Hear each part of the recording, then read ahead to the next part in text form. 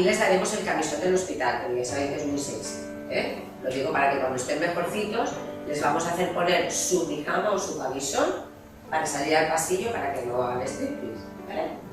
Calzado cerrado por atrás, el que traiga chancletas.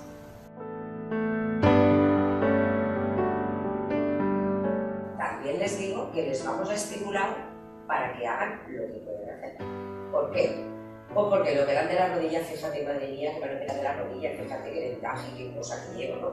Pero las manos están bien.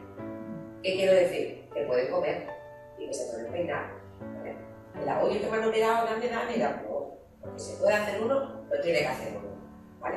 Y los familiares que vengan a verles, el que venga, porque se haga decir, venga va, nos vamos al pasillo, venga va, ¿no? Para estimular. Lo que pueden hacer será más o menos lo mismo que están haciendo ahora. Las racholas ya las dejen limpias, las cortinas lavadas y todo el congelador lleno, porque no pueden salir a comprar, ¿vale? No pueden salir a la calle hasta que el fisio que está en casa les dé permiso para salir.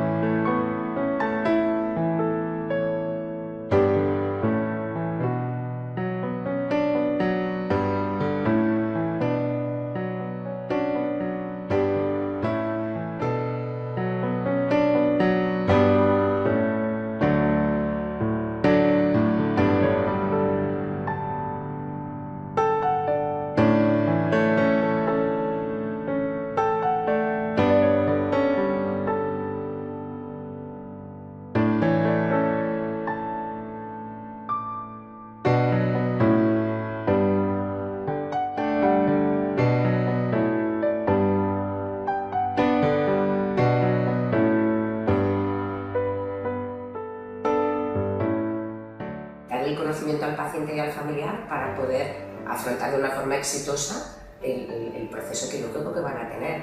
Entonces, siempre con un enfoque positivo y siempre con un refuerzo positivo, que ese es el papel que le vamos a dar al familiar, del refuerzo. La adecuación del lenguaje que se utiliza es muy cercano, ¿vale? Y no utilizamos normalmente palabras demasiado técnicas, simplemente que sea asequible, porque si tú utilizas terminología médica, pues la mitad de personas a lo mejor no lo entienden. Es una preparación, yo creo que muy completa para afrontar lo que es el proceso quirúrgico.